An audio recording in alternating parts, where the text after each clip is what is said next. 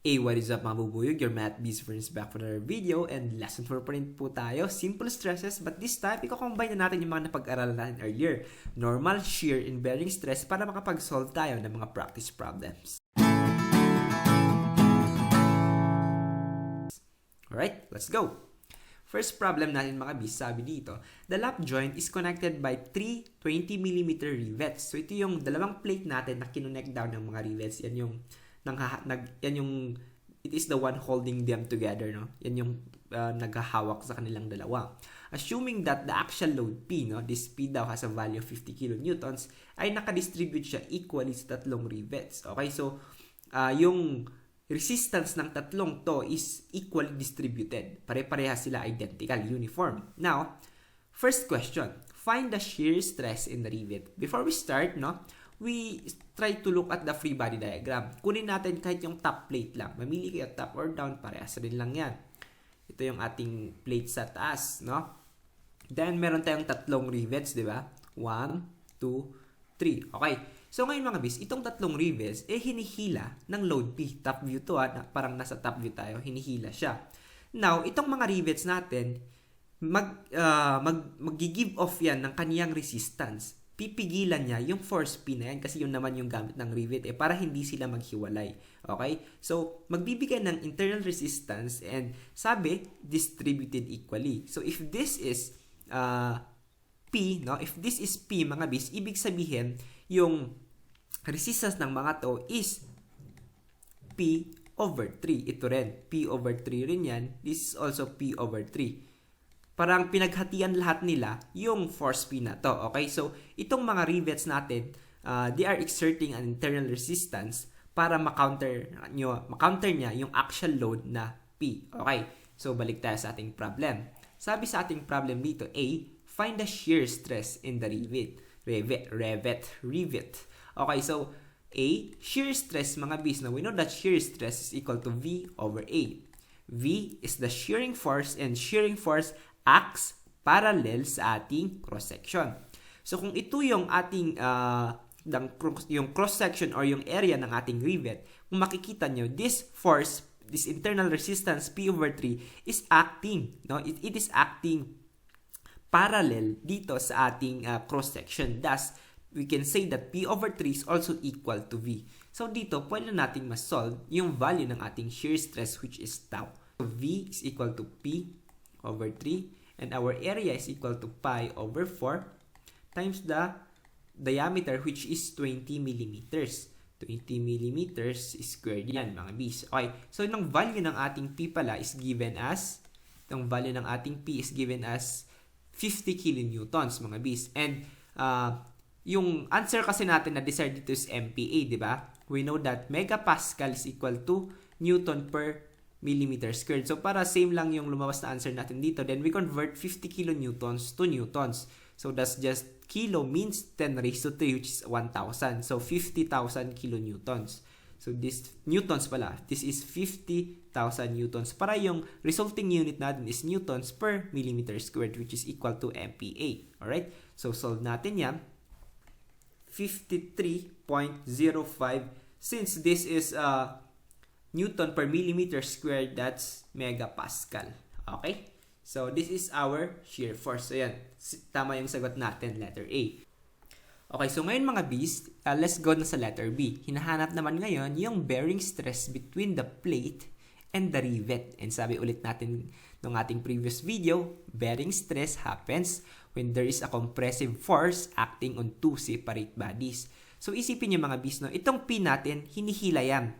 So, ibig sabihin, kapag hinihila yan, dito sa part na to, dito sa part na to, sa part na to, dito sa part na to, magkakaroon dyan ng compressive forces, di ba? So, since may compressive forces, meron ding bearing stress na nag-act dito sa plate na to.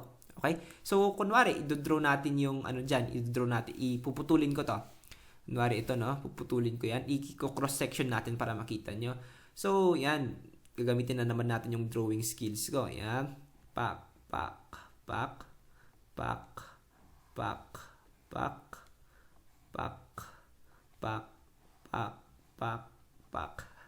Okay, so ayan. Pak.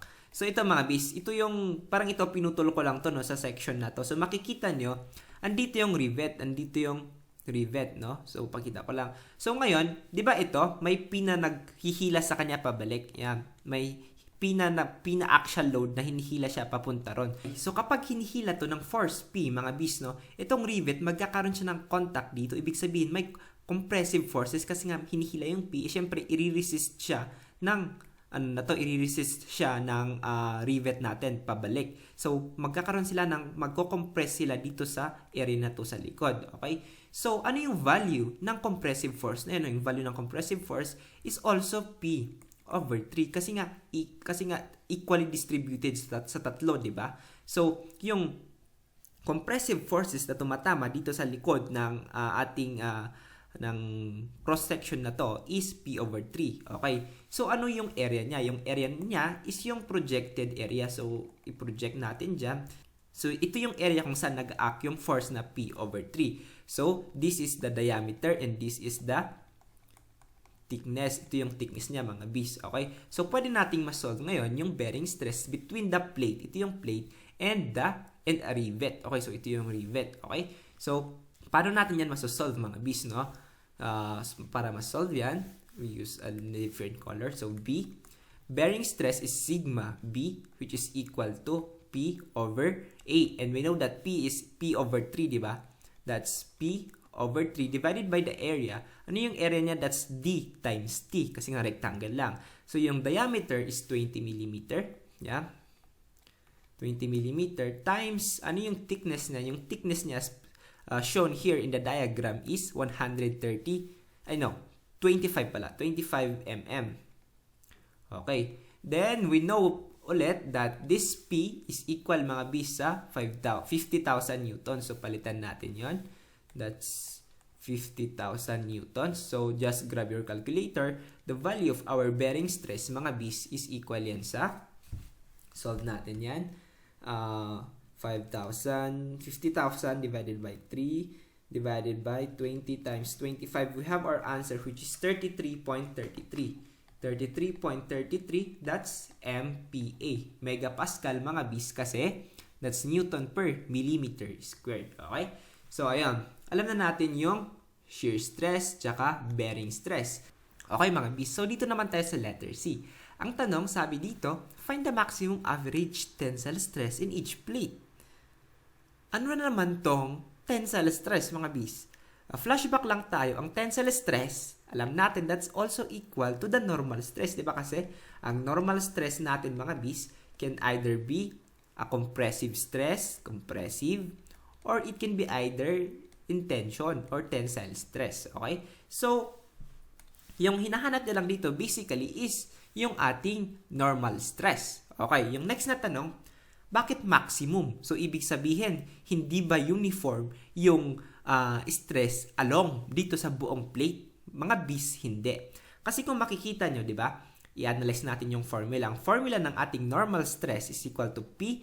This is P. This P, ito yan, mga bis, no? That's the perpendicular force acting on the area. Okay? So, over area. Okay, so tingnan natin, mga bis. I-check natin kung iba-iba ba yung stress in each section. So, sabi dito, nasan daw yung maximum?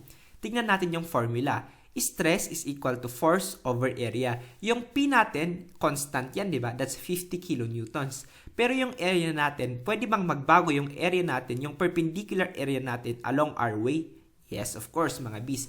Kasi yung tinatanong niya, doon lang sa plate. So, kung doon lang sa plate, imagine, natatanggalin nyo itong rivet, ibig sabihin, may butas itong ating, plate, di ba? So, dito, mga bis, dito sa section na to, magkaiba yung area sa section na to, tsaka yung area sa section na to. Kasi, may butas siya. So, may puwang.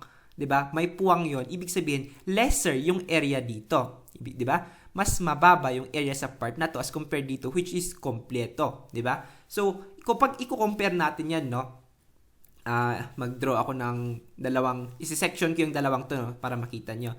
Yung section ng unang yan is ganto, mga bis, okay? So, ganto yung section ng una, di ba? So, yung section ng pangalawa is ganto naman. Pak, pak, pak, Okay, yung section ng pangalawa, mga bis, is ganyan. So, kung makikita nyo dito, mga bis, ito, yung perpendicular area, kasi kung yan yung force P, tapos andyan yung force P, yung area lang is yung part lang na to.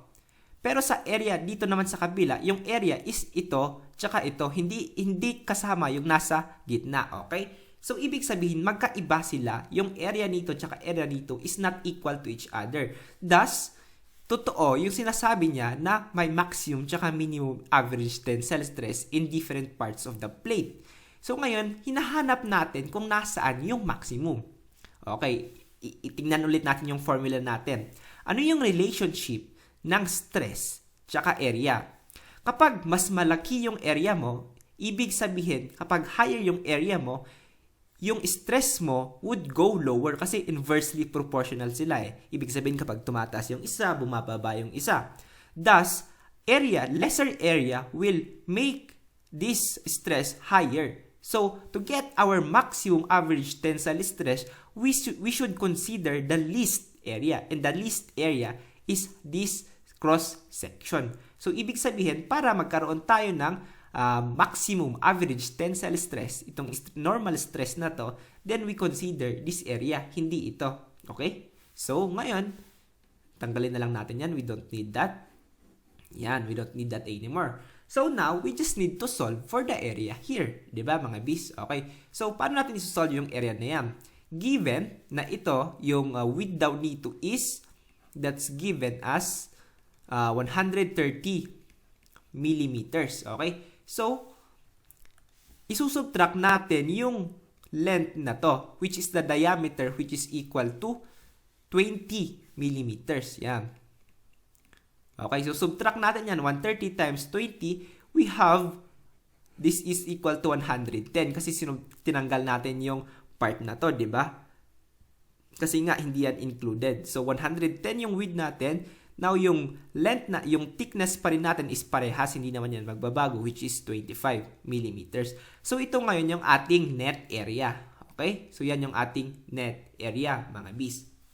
Thus, kung isosolve natin dito, the maximum average tensile stress is equal to P, and we know that P is 50 kilonewton, so that's 50,000 newtons divided by the area. Ang area dito, mga bis, is 110 millimeters times 25 millimeters. So, we will have a unit of Newton per millimeter squared, which is equal to a megapascal. So, calculate yan. 50,000 divided by 110 times 25. We have our answer, which is 18.18. So, average tensile stress in each plate is equal to 18.18 megapascal. Okay, mga bis? So, ayan. Ito na yung sagot natin. To prove that, kung gusto nyo pa, edi solve nyo yung larger area, di ba? Di ba yung, kapag kompleto, this is 130 times 25. So, kapag gusto nyo i-solve yan, that's 50,000 divided by 130 times 25. Para i-prove natin na mas malaki to, that's 50,000 divided by 130 times 25. We have here our answer of 15.38. So, this 15.38 megapascal is lesser than our max. So, ito talaga yung max, 18.18. Okay, mga bis. So, ayan. I hope nagigets niyo yung lesson natin. So, dito sa part na to, napag-usapan natin yung shear stress, napag-usapan natin yung bearing stress, tsaka normal stress. Ito lahat ay mga simple stresses. So, ayun mga bis. I hope nagets niyo. Sana no, I'm praying. And ayun, kung may hindi man kayo nag-gets or may clarification or kung may gusto kayong tanungin or kung sa tingin nyo may mali akong nasabi, feel free to comment down below and itatama natin yun. I will try my best to reply if I can. So, ayun, maraming salamat po sa panunood. Please like, share, and subscribe. Muli, ako po inyong bubuyog na nagpapalala sa inyong maglakbay, mag-enjoy, maglaro, manaliksik, maging matinik. Jabi out.